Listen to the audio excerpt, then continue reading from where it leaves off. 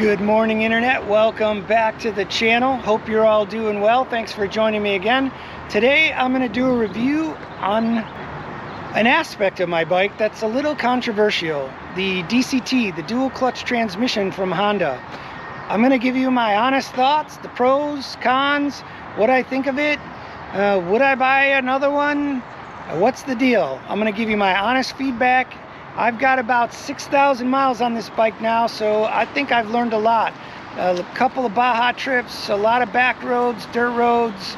I'm going to give you my honest opinion. Stay tuned.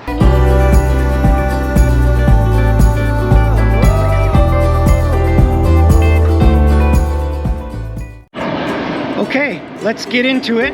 I thought, since I have about 6,000 miles on my bike here, the Honda NC700X DCT dual clutch transmission, that I was about ready to go ahead and give my take on this very controversial transmission from Honda, the dual clutch transmission, the DCT. It's kind of polarizing in the bike world, and I thought I'd had enough miles on it and enough conditions that I was ready to give my input. Again, the dual clutch transmission, this is not a belt-driven bike. It's a chain drive, just like normal. It has the normal Honda 6-speed transmission in it, but it does have an electric solenoid, and it's given inputs to certain shift points, and it's got a couple of options. My ear has drive and S for sport mode, and you also have the option to shift into completely manual transmission mode up here. The shift buttons are over here. The minus is in the back and the plus is on the front of the left grip, and the solenoid is here, you can see, and that helps control the shift points. So what's it like? I gotta say, it's a lot like driving in a automatic car. You feel it shift, you hear it clicking into the different shift points, but it doesn't require you to give any inputs. Now when you're driving, like I like to drive in sport mode, but when I go to get on the freeway, it stays in 5th gear too long for me. You simply hit the plus button over here. It'll drop it into 6th gear. It'll take suggestions. If the computer feels that's not right, it will shift back to the gear it thinks you should be in.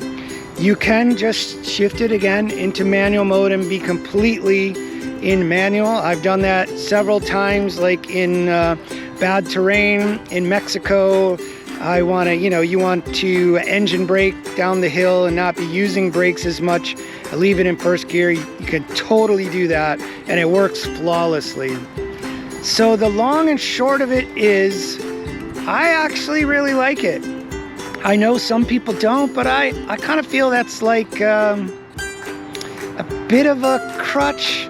I don't know. For me, I'll just speak for me personally, that I don't miss it at all, really. I can shift if I want to. If I'm in a situation where I feel I want to shift manually, I certainly am capable of doing that. But other than that, when you're just cruising around, or in most 95% of most riding situations, it is in the right gear. In the twisties, when you're slowing, it just gives me a lot better ability to focus on the ride, look around me, make sure I'm really paying attention to the lines, and observing what's around me for potential hazards. And to me, that's been super helpful. And then when you're in traffic, I mean, it's just like a manual transmission car. Who wants to do all that clutch and shifting in heavy traffic? Nobody. And so I think I don't understand people that feel they really want to have that clutch.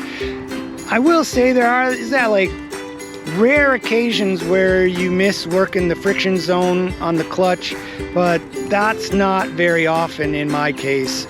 I just really haven't run into those situations very often at all. It's very rare. The situations where I'm like, whoa, I wish I had a manual.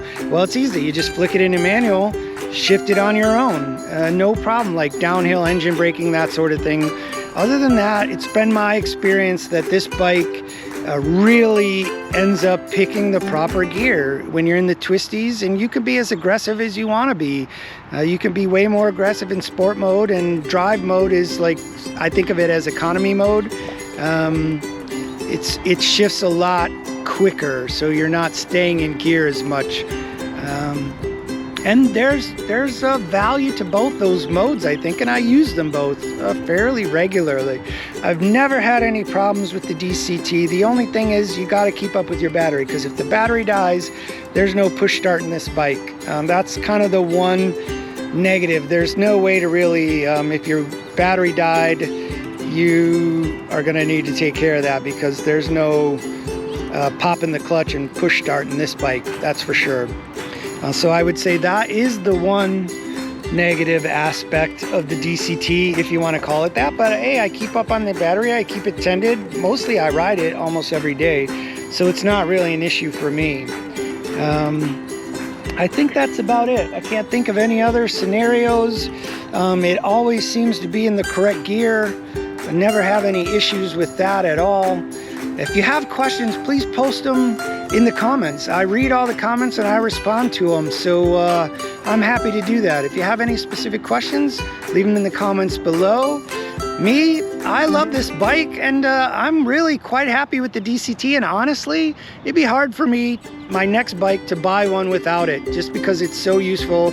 You can be in manual as much as you want. You don't want to bother with it, with the paddle shifters.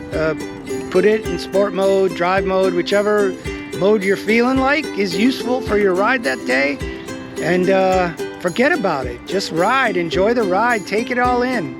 I'm loving it. I wouldn't have it any other way. I hope that's helpful. If it is, please like and subscribe, and we'll try to do more reviews like this. Thanks again for tuning in. We'll talk to you soon. Bye.